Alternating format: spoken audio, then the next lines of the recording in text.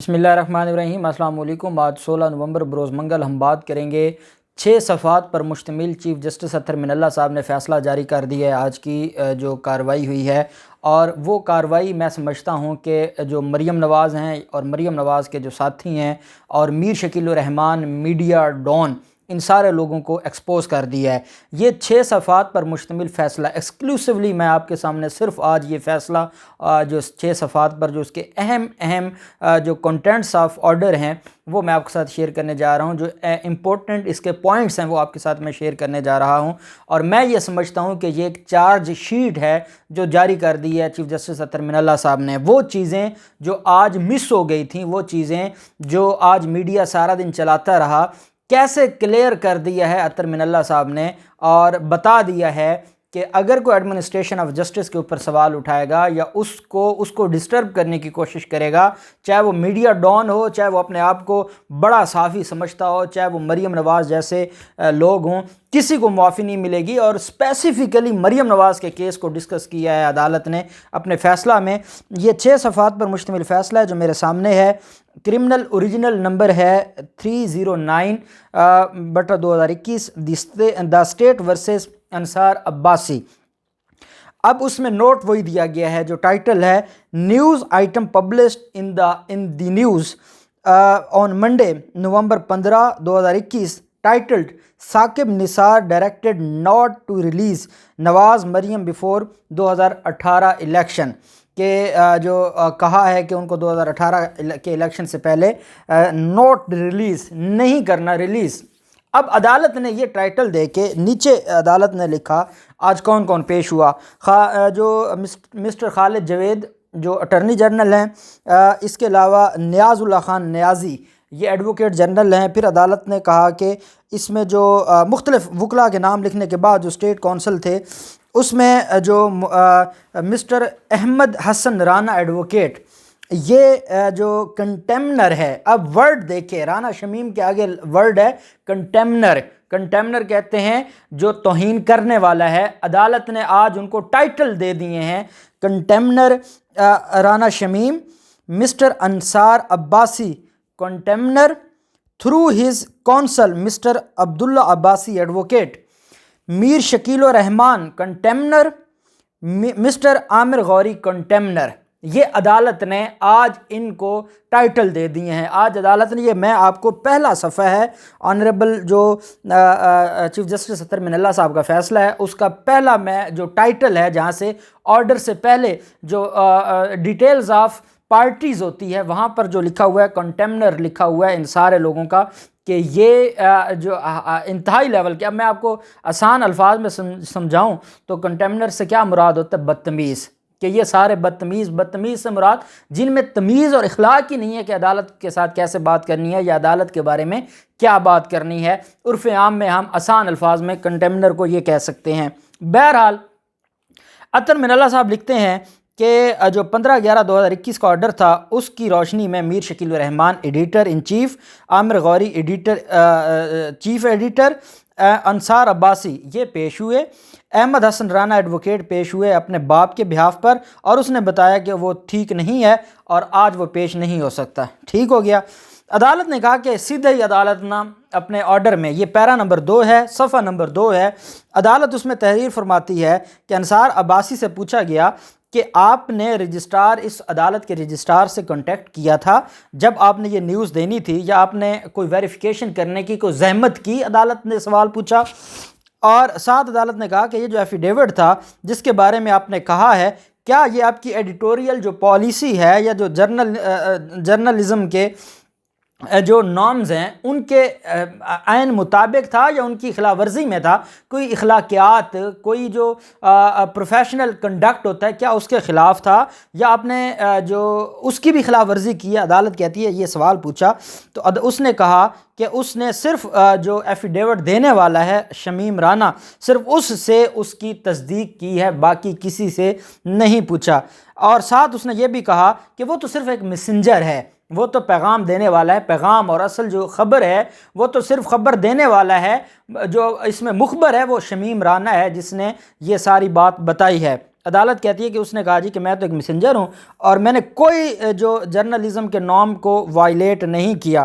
تاہم وہ یہ ایڈمٹ کرتا ہے کہ اس نے کوئی زحمت نہیں کی کہ اس نے کوئی اس کے لیے کلیریفیکیشن کوئی سیک کی ہو from the registrar of this court, کوئی اس نے کلیریفیکیشن نہیں کی، اس نے کوئی تصدیق نہیں کی، نہ اس نے یہ ویریفائی کیا ہے کہ یہ جو ایفیڈیوٹ ہے جو اس میں کنٹینٹس ہیں یہ درست ہیں یا غلط ہیں، اس نے کوشش ہی نہیں کی، اس نے شمیم رانا کی بات کو معاذ اللہ قرآن و حدیث سمجھ کر جو تھا وہ بیان کر دیا، اور اس نے یہ کوشش ہی نہیں کی کہ ایک بندہ جس کا جو کردار ہے، جو طیارہ ہائی جیکنگ کیس میں نواز شریف کا وکیل تھا، کون نہیں جانتا، جو سندھ میں لاء کالج کا پرنسپل تھا، جو پی سی او کے تحت حلف لینے والا جج تھا اور اس کو فارغ کیا گیا تھا، جس کو 2015 میں اس نے اپوائنٹ کیا، جس کے بیٹے کو 2017 میں شہباز شریف اسسٹنٹ ایڈوکیٹ جنرل لگا رہے ہیں، تو وہ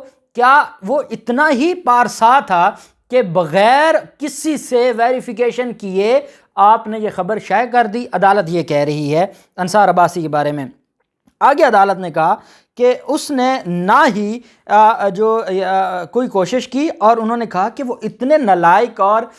جو ان اویئر ہیں کہ جب کی یہ بات ہے، جب کا یہ واقعہ بیان کیا جا رہا ہے، اس وقت جسٹس خواجہ عامر فاروق وہ اس بینچ کا حصہ ہی نہیں تھے۔ یہ عدالت اپنے فیصلے میں لکھ رہی ہے کہ وہ اتنے ان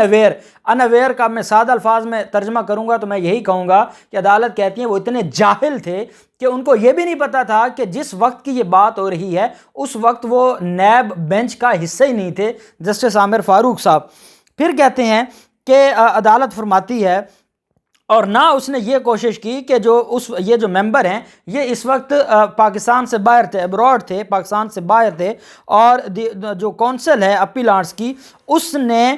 جو سسپینشن سیک کی، جو اس نے عدالت میں درخواست دی کہ سسپینڈ کی جائے سزا خواجہ حارث صاحب، ان سے بھی نہیں پوچھا کہ کیا کوئی ایسی بات ہے نہیں ہے، کیا آپ نے جب درخواست فائل کی تھی 17 جولائی کو تو آپ نے ساتھ یہ کہا تھا کہ 25 جولائی سے پہلے کیس لگانا ہے، کوئی درخواست دی ہے؟ انہوں نے، عدالت کہتی ہے، نہ رجسٹرار اسلام آباد ہائی کورٹ سے پوچھا، نہ انہوں نے اپنے جو مریم نواز کا وکیل تھا، ان کے وکیل ہو گیا نا، ایک ہی خاندان ہے، نہ ان سے پوچھا، اور عدالت کہتی ہے کہ جو اس پورے ڈرامے میں جو ورڈ استعمال ہو رہا ہے رجسٹرار سپریم کورٹ کا کہ ثاقب نثار نے اپنے رجسٹرار کو فون کیا اور اپنے رجسٹرار کو کہا کہ جائیں ان کے گھر پہ، کہتے ہیں کہ وہ رجسٹرار جو سپریم کورٹ ہے اس سے بھی نہیں ویریفائی کیا کہ ہاں بھائی کوئی ایسی بات تھی آپ کو ثاقب نثار نے بھیجا تھا، اتنی تو زحمت کر لیتے، کسی سے تو پوچھ لیتے۔ عدالت کہتی ہے ان اویئر رہے، جاہل رہے، اور انہوں نے کسی سے پوچھنے کی جو اس میں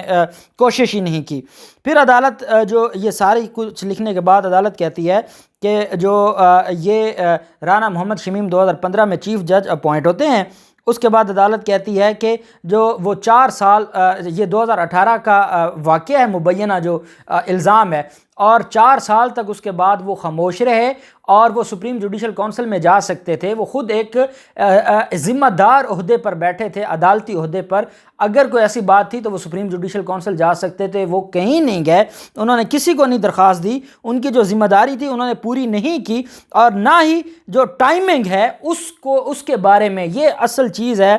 there is also no explanation of the timing of releasing of this affidavit۔ عدالت کہتی ہے کہ یہ جو ٹائمنگ ہے یہ بڑی اہم ہے، اور اس کے بارے میں وہ کوئی ایکسپلینیشن نہیں دے سکے کہ اس ٹائم ہی کیوں آپ نے اس ایفیڈیوٹ کو سامنے لے کر آئے ہیں، جب عدالت آگے کہتی ہے جب appeal were fix for hearing on 17/11/2021، جب 17/11/2021 کے لیے اپیلز پینڈنگ تھی، اس وقت ہی یہ ایفیڈیوٹ کیوں سامنے لایا گیا ہے؟ اس ٹائمنگ کے بارے میں میں سمجھتا ہوں کہ یہ کرکس ہے اس پوری کے پورے آرڈر کا، اور یہ جو گٹھ جوڑ ہے شریف خاندان اور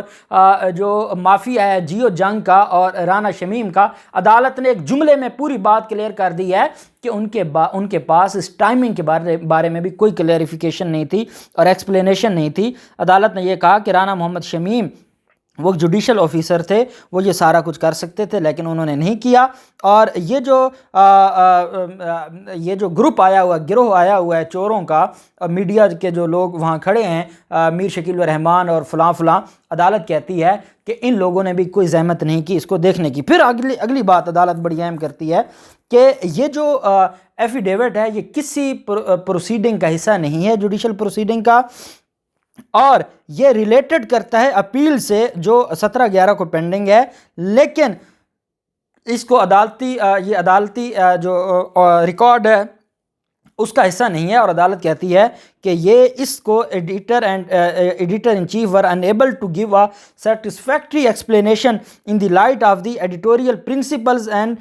جو جرنلزم کے پرنسپلز ہیں اس کے حوالے سے چیف ایڈیٹر ان چیف یہ کوئی بھی جواب نہیں دے سکا، عدالت نے کہا۔ اور اس کو آبجیکٹ کیا تھا؟ عدالت نے کہا the object to publish the new story regarding the affidavit prima facie appears to be an attempt to obstruct the administration of justice. عدالت کا جو ایڈمنسٹریشن آف جسٹس ہے اس اسپیسیفک کیس کے حوالے سے اس کو تباہ و برباد کرنا تھا۔ پرائما فیشی اس ایفیڈیوٹ کو اور اس نیو سٹوری کو چھاپنے کا مقصد یہ تھا کہ یہ ایڈمنسٹریشن آف جسٹس کو تباہ کرنا چاہتے تھے۔ 17/11/2021 کو جو کیس لگا ہے مریم نواز کی اپیلوں پر، یہ عدالت کے الفاظ ہیں، پیرا نمبر 4 ہے، اس کے آخری جو 3 لائنیں ہیں، عدالت کہتی ہے کہ the object to publish this news story, مقصد یہ تھا کہ وہ ایڈمنسٹریشن آف جسٹس کو تباہ کرنا چاہتے تھے۔ پھر عدالت نے کہا کہ عدالت تیار ہے، کوئی اوپنلی کریٹیسزم کرنا چاہے عدالتوں کے حوالے سے، تنقید کرنا چاہے، عدالتیں ہمیشہ اس کو وہ کرتی ہیں، لیکن تنقید سے مراد یا جو پرمیشن ہے،